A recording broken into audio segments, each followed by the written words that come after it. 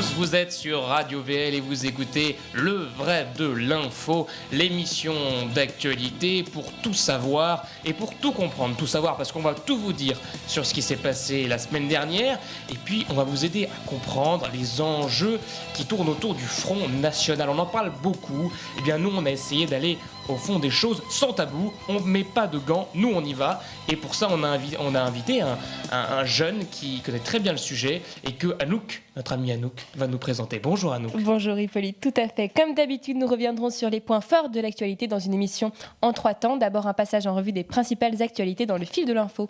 Et aujourd'hui, dans le fond de l'info, nous avons le plaisir de recevoir un jeune homme talentueux, à la fois blogueur et auteur de son premier ouvrage, Le Front National des Villes, le Front National des Champs. Octave Nitkowski est avec nous aujourd'hui pour revenir sur les résultats des dernières élections municipales et européenne. Et ce sera également l'occasion de parler des électeurs du Front National et bien plus particulièrement des jeunes, puisque nous sommes à l'antenne de Radio VL, de ces jeunes qui votent FN. Voilà, nous verrons tout cela dans le fond de l'info en seconde partie d'émission. Nous sommes de retour sur le plateau du Vrai de l'info, dans le fond de l'info avec notre invité de la semaine.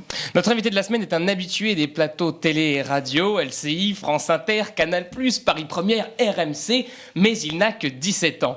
C'est l'une des révélations du monde politique de ces dernières années. Depuis son plus jeune âge, il est imbibé par la vie politique. Il suit de très près les élections présidentielles de 2007 d'abord et ouvre son premier blog politique à 15 ans.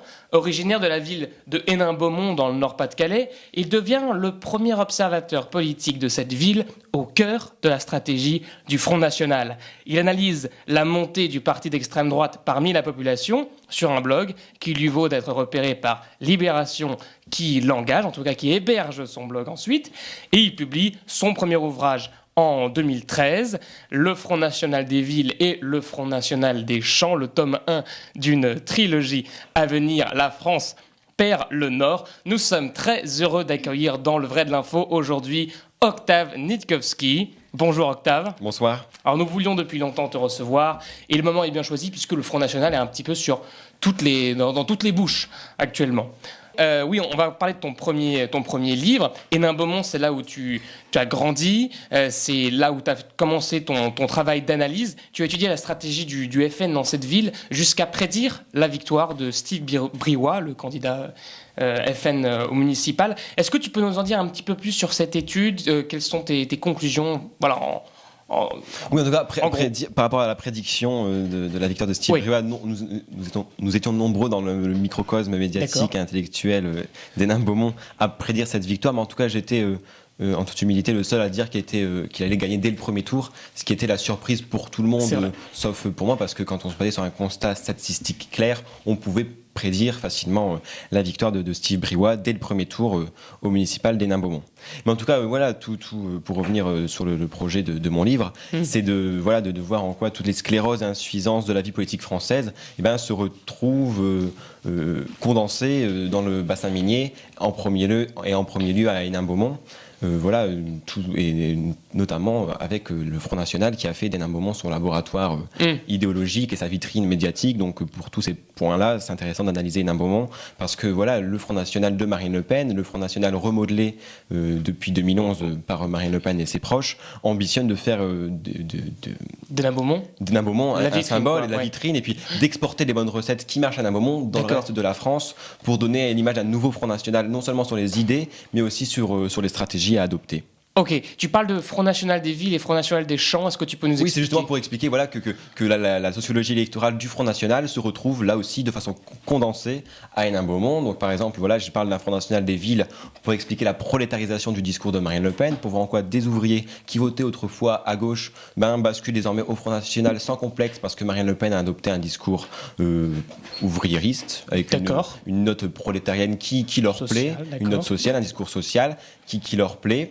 Parce qu'ils sont sensibles, Hénin-Beaumont est sensible à toute cette désindustrialisation, parce que depuis la fermeture des mines, les gens arrivent avec difficulté à se remettre de tout ça.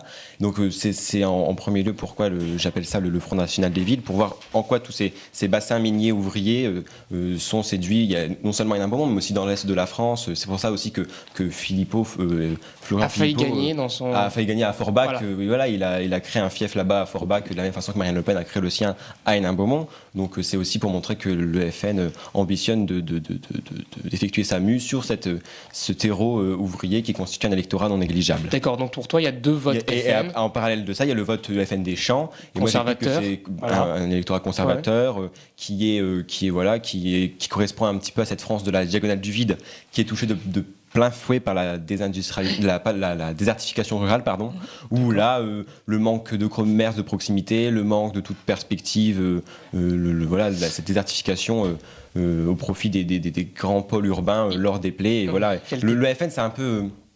Vous savez, un porte-manteau sur lequel on peut attacher toutes les envies et les gens se retrouvent un petit peu dans le vote frontiste dès qu'il y a du désespoir et voilà. C'est aussi simple que ça. T'expliques un petit peu dans ton livre qu'en fait, le Front National a la capacité en fait d'engluer ses électeurs, c'est l'expression que tu utilises.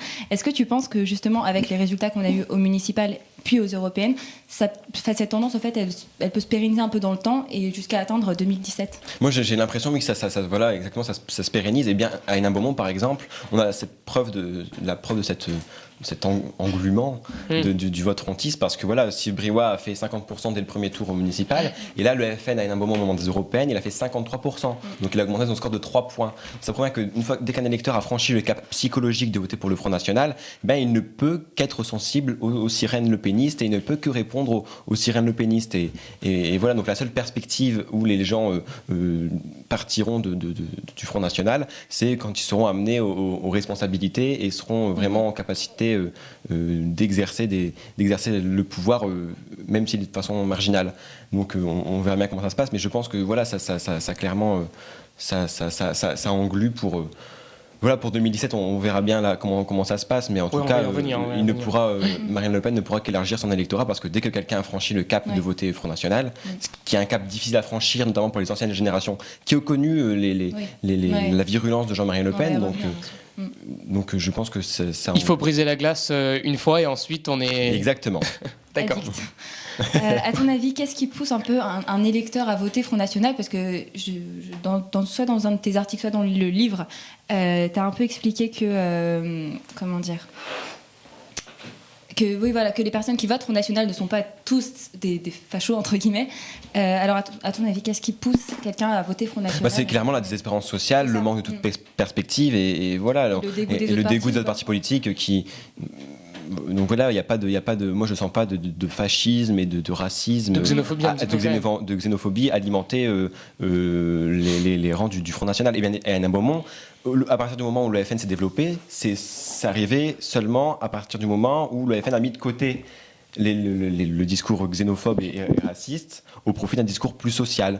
Même si voilà, ça existe de temps en temps, et ben voilà, ça existe toujours, mais ça a simplement été relativisé par l'émergence d'un discours social qui plaît davantage à l'électorat d'Hénin-Beaumont, qui n'est en rien raciste et raciste, parce que voilà, Hénin-Beaumont, c'est dans le cœur du bassin minier du Nord-Pas-de-Calais, qui a connu toutes les vagues d'immigration successives, et voilà, il y a eu d'abord les Belges, ensuite les Polonais, les Italiens, puis ensuite les gens du Maghreb. Il n'y a pas de tension entre ces différentes communautés-là, et je vois pas pourquoi cette terre qui est reconnue pour son brassage social et culturel serait du jour au lendemain devenue raciste. Parce qu'il faut bien rappeler que toi, tu es un observateur, voilà, tu vois de près cette population. Oui, bien sûr. Tu témoignes, tu dis voilà, ils sont pas racistes, parce que toi, tu connais cette population. Je le connais, je le fréquente tous les jours. Tu fais un travail d'observation.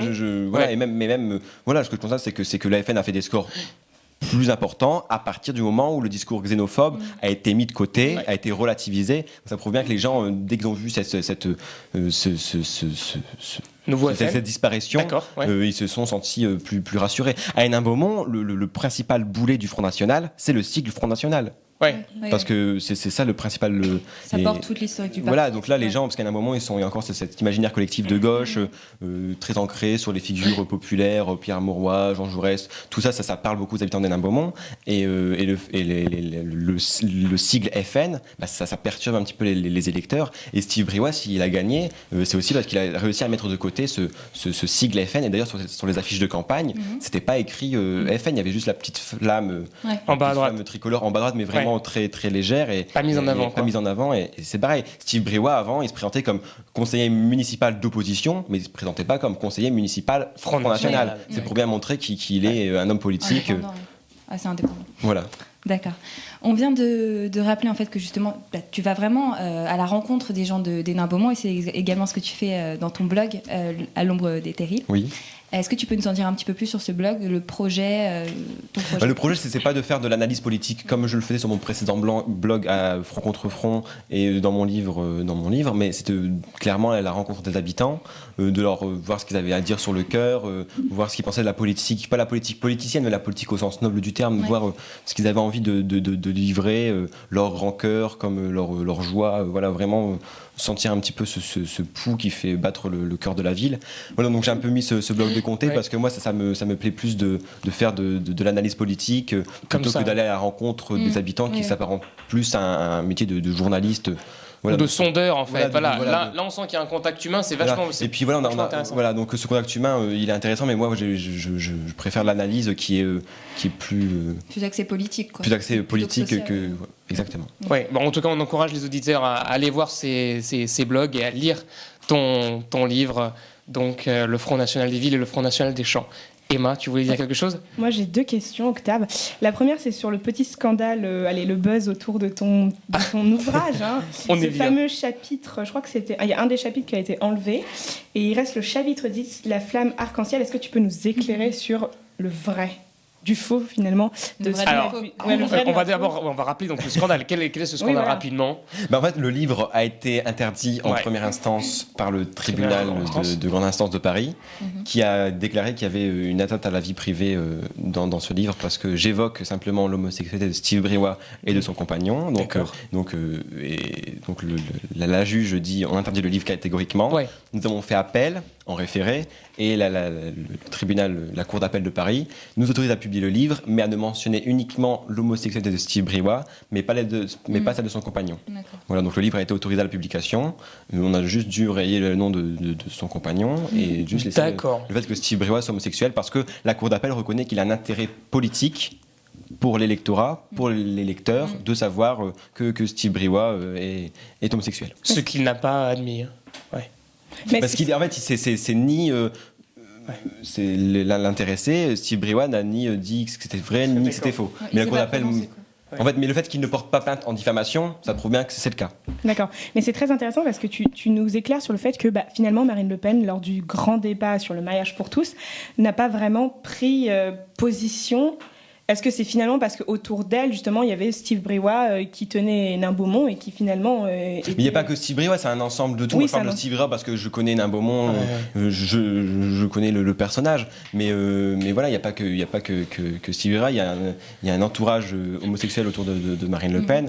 Et voilà, mais bien au-delà de la question du mariage pour tous, la présence d'homosexuels aux côtés de Marine Le Pen permet de prendre conscience de cet infléchissement du Front National sur la question homosexuelle. Jean-Marie Le Pen critiquait les homosexuels, n'hésitait pas à avoir des paroles homophobes, et là aujourd'hui Marine Le Pen va même jusqu'à défendre les droits des homosexuels. Donc ça s'accompagne de l'arrivée aux responsabilités dans l'exécutif du Front National d'homosexuels dès que Marine Le Pen est arrivée au pouvoir du FN en 2011, et qui est une rupture par rapport à Jean-Marie Le Pen. Et donc cet infléchissement, on le retrouve dans la question du mariage pour tous, où Marine Le Pen est restée relativement discrète, alors que voilà, on connaît la virulence qui est la sienne pour dénoncer des sujets tels que l'Union européenne, les scandales politiques, et là elle est restée relativement à la marge. Et non seulement ça s'explique non seulement par la présence d'homosexuels à ses côtés, mais aussi parce qu'elle a voulu aussi prendre de la hauteur sur le plan politique, et aussi parce que son électorat, qui est un électorat populaire, n'est pas vraiment hostile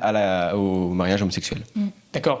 Cette nouvelle image du FN dont tu parles qui a lieu depuis 2011, on assiste à une transformation donc en profondeur du parti. On passe du FN des champs, selon toi, à un FN plus des villes. On peut dire ça. Voilà, il y a cette transformation. Même si le FN des champs, c'est aussi quelque chose de nouveau. D'accord. Ok. C'était le FN plutôt xénophobe de Jean-Marie Le Pen, voilà. Et donc on passe à ce FN des villes. Est-ce que pour toi c'est un changement en profondeur ou c'est seulement de la façade de la communication ? Pour l'instant on ne peut pas vraiment le savoir parce que le FN n'a pas été vraiment confronté à l'exercice du pouvoir, même si ils ont des députés européens, ils ont pas de pouvoir sur la vie quotidienne des gens. Après les municipalités, c'est de façon sporadique qu'ils en ont obtenu. Voilà, on ne peut pas vraiment savoir ce qu'il en sera, donc c'est dire que c'est une façade, on n'en sait rien en réalité. Ça peut l'être comme ça ne peut pas l'être. Donc on ne peut pas vraiment se prononcer là-dessus. Une dernière question sur les élections, et puis après on passe à la jeunesse, puisque nous sommes à l'antenne de Radio VL. Est-ce que, à ton avis, Marine Le Pen a des chances de passer au second tour en 2017 ? Moi, dans mon livre, c'est ce que je dis à la fin, c'est que Marine Le Pen, elle arrivera probablement au second tour des élections présidentielles en 2017. Ouais. Je pense que maintenant, c'est au parti de se positionner par rapport à ça et de savoir tout l'enjeu maintenant, c'est de savoir qui sera face à Marine Le Pen, parce que dès que d'accord, selon toi c'est acté, il y aura Marine Le Pen contre un candidat droite ou gauche. Je pense que c'est là l'enjeu, c'est de savoir qui sera face à Marine Le Pen. Et là c'est en fait la campagne de 2017 se fera au premier tour, et le candidat dit des partis politiques traditionnels qui sera face à Marine Le Pen remportera, je pense, automatiquement l'élection, même s'il y aura avec un score, avec un score moins, plus serré qu'en 2002, bien évidemment, parce que le FN engloue ses électeurs encore une fois, et donc il y aura de plus en plus d'électeurs que par rapport à Jean-Marie Le Pen. Alors juste avant de passer à la jeunesse, une petite question un peu d'actualité. Est-ce que d'après toi les affaires à l'UMP, ça profite, les affaires donc Jean-François Copé, Big Malion, on va pas rappeler, est-ce que ça profite au FN en ce moment ? Je pense pas que ça profite, mais même c'est ce climat de Cahuzac, Big Malion, toutes ces affaires. Tous pourris. Exactement. Je pense pas que ça profite directement. Je pense pas que ça amène automatiquement des électeurs au Front National. Je pense plutôt que ça renforce la conviction des électeurs qui votent déjà frontistes de continuer à voter Front National et Marine Le Pen. Ça amène pas automatiquement des électeurs. Ça renforce juste la conviction des gens qui sont déjà dans le Front National, qui étaient peut-être un petit peu sceptiques, et qui là sont rassurés dans leur vote et vont continuer à être englués par le discours du Front National. Il n'y a pas un passage direct de l'UMP, par exemple, au FN Si, ça se passe, mais c'est de façon marginale. Et puis, c'est un tout qui amène des électeurs au sein du Front National. Et après, par rapport à l'affaire Big Malion, on a vu qu'il y a eu un triptyque qui était un triumvirat qui a été mis en place à la tête de l'UMP. Et ce triumvirat, il affirme des convictions plus centristes. Mais par contre, on voit bien que la base de l'UMP, notamment les militants, sont plus à droite que ce triumvirat centriste. Donc il risque d'avoir un écart entre les deux. Et là, est-ce que ça va, là, ça peut vraiment profiter au Front National, parce que s'il y a une droite plus conservatrice qui existe, là, il peut y avoir des rapprochements avec le Front National. D'accord, c'est intéressant tout ça. Ok, du coup on peut passer aux jeunes maintenant. Alors en fait, dans ton livre, chapitre 11. Merci. On le sait, c'est comme... Chapitre 11, page 24. Oui, tu dis que les jeunes se laissent davantage tenter par le Front National, comme en témoignent les 18% récoltés par Marine Le Pen auprès des 18-24 ans. Mais là, c'est encore plus pour les européennes. Oui, voilà. Oui. Là, je me suis arrêtée au municipal. Du coup, et j'ai lu une lettre ouverte que tu avais écrite, je ne sais plus quand, dans laquelle tu disais qu'en fait c'était surtout parce qu'en fait les jeunes n'étaient pas assez informés, et tu proposais d'ailleurs d'imposer en fait des cours de sciences politiques au lycée. Oui, là c'était une lettre que j'avais écrite à la demande de la Revue Civique, qui voulait faire parler des jeunes sur leurs envies pour l'école de demain. Et moi, je pense que le fait qu'il n'y a pas d'apprentissage des b.a.-ba de la politique en France, comme ça se fait par exemple en Allemagne, où là il y a vraiment un cours d'instruction politique clairement en place. En France, il y a l'instruction civique qui a été mise en place par Chevènement, etc. Ça, c'est une bonne initiative qui va dans ce sens. Mais le problème, c'est que ce cours est enseigné par les mêmes professeurs qui font aussi l'histoire-géographie. Et donc, ils ont rarement le temps de mettre de côté cette discipline-là au profit de l'histoire-géographie qui a un déficit horaire, comme beaucoup de matières aujourd'hui dans l'éducation nationale. Et en fait, il n'y a pas d'instruction politique. Je ne demande pas aux profs d'affirmer leurs convictions politiques, mais juste de faire un enseignement clair de la politique en France. Donc ça pourrait être l'enseignement des institutions, l'enseignement de la Constitution, l'enseignement des partis politiques, sans prendre parti, mais juste un enseignement clair de ça. Et en France, ça se fait pas. Et donc les gens à 18 ans qui sortent du lycée, qui vont aux urnes, ne connaissent pas vraiment la politique et n'ont pas d'apprentissage de ça. Voilà, ils sont démunis. Et donc c'est pour ça qu'il y a aussi en France une reproduction sociale on vote comme ses parents, on a tendance à voter comme ses parents, aussi parce qu'il y a ce manque d'instruction politique en France qui ne se fait pas, en tout cas au lycée. D'accord, donc cette proposition, il faut l'imposer à monsieur Benoît Hamon. Je sais qu'il nous écoute. Je suis d'accord avec vous, Octave, parce que finalement la politique, ça se vit pas forcément à travers les livres. Je crois que ces jeunes le vivent au quotidien, ces difficultés sociales, économiques. Donc forcément, je suis sûre que on sous-estime un peu ces jeunes, on va dire, un peu déscolarisés quand on les caricature. Finalement, je pense qu'ils s'intéressent vraiment à la politique parce que ça les touche de plein fouet économiquement et le chômage et les galères qui suivent. Donc, je pense que pour moi, tu tombes un peu dans le cliché. Mais on trouve qu'il y a des jeunes qui s'intéressent à la politique. On a la preuve aujourd'hui dans cette radio. Mais même s'il y a des gens qui s'intéressent à la politique, il faut quand même apporter un ensemnement même à minima de base aux jeunes. Je pense que c'est un minimum. Même pour la culture générale, c'est quand même une base que l'on ne retrouve pas aujourd'hui dans l'enseignement en France. Parce que là, concrètement, en fait, pour suivre des études de sciences politiques, il faut s'orienter en sciences politiques. Sinon, on est... Oui, même en droit, on peut aussi un petit peu. Mais ensuite, à part dans ces cursus-là, on ne retrouve aucun enseignement de sciences politiques. Et je ne demande pas aux professeurs de faire un enseignement très abouti. Et vraiment enseigner la base, ça se fait. Il y a des professeurs respectables qui enseignent l'instruction civique de façon normale et telle qu'elle est prévue par la loi. Mais c'est pas... il faudrait des profs d'enseignement de sciences politiques indépendants des professeurs d'histoire-géographie, comme c'est le cas en Allemagne. Oui. Et on voit bien aussi qu'en Allemagne, l'abstention n'est pas aussi élevée qu'en France. Non. C'est peut-être aussi pour ça, parce qu'il y a un intérêt qui est développé plus jeune chez les enfants. Et les jeunes électeurs, en fait...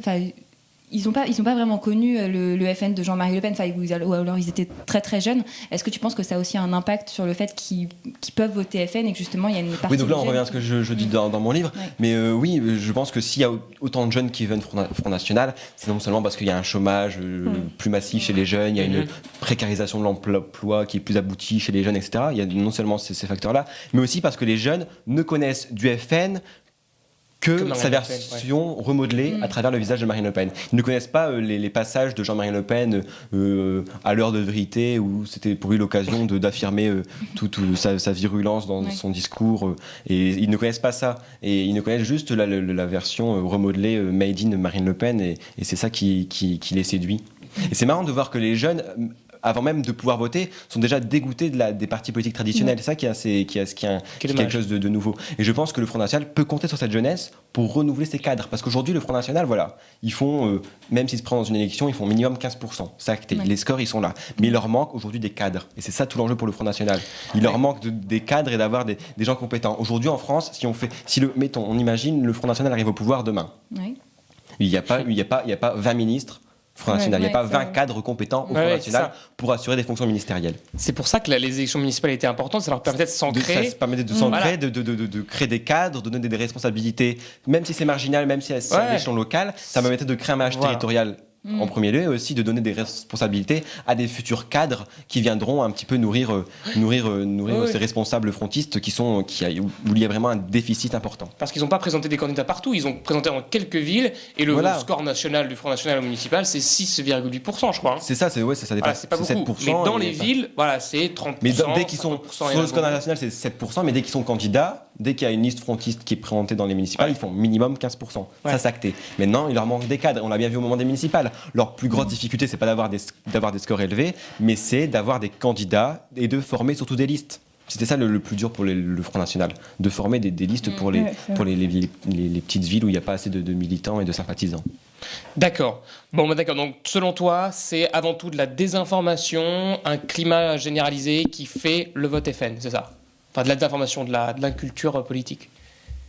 Non, pas spécialement. Moi, c'était ma lettre ouverte que j'avais fait dans la rubrique. Ça n'avait pas vraiment à voir avec le Front National. C'est quelque chose d'à part, mais voilà. D'accord, c'est intéressant parce que tu parles très peu de la xénophobie, du racisme, etc. par rapport au FN. Non, et ça, c'est une nouvelle. Je trouve qu'aujourd'hui, le fait que les partis politiques, là où j'ai eu dans les soirées électorales des plateaux télé au moment des municipales et des européennes, à chaque fois, les politiques ressassent les mêmes discours en disant que les électeurs du Front National sont racistes, sont fascistes, etc. Et on voit bien que c'est pas le cas quand on s'intéresse un minimum à la sociologie électorale du Front National. On voit bien que c'est pas le cas. Et donc, dire que les électeurs du Front National sont fascistes et xénophobes, ça les victimise d'une certaine façon. Et donc ils ne seront pas amenés à renouer avec un vote plus traditionnel.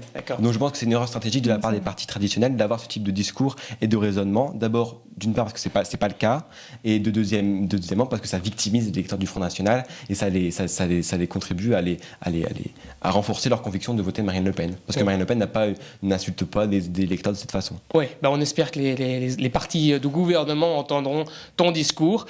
Tu adores la politique, Octave. Tu es un analyste reconnu maintenant. Est-ce qu'un jour tu te verrais faire de la politique, rentrer dans l'arène ?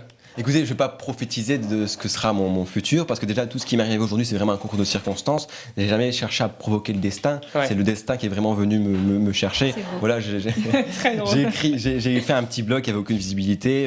J'ai lancé un scoop, Libération m'a remarqué. Ensuite, un éditeur m'a remarqué. Voilà, c'est vraiment un concours de circonstances. Et je n'ai jamais cherché à... Voilà, et puis je sais pas où je serai dans 10 ans et même dans 20 ans. J'ai un peu le temps. Là, je fais ce qui me plaît. Ce qui m'éclate, c'est d'analyser la politique, d'écrire sur la politique. Mais voilà, c'est chaque chose dans son temps. Il faut prendre le temps d'analyser les choses sereinement, en toute humilité. Et voilà, on verra où me mènera le temps. Des paroles sages de la part d'un jeune homme de 17 ans, Octave Nikolski. On rappelle le titre de ton livre, Le Front National des Villes et le Front National des Champs, édition Jacob Duvernet, et ton blog À l'ombre des terrils, hébergé par Libération. On te souhaite le meilleur et merci pour ton analyse.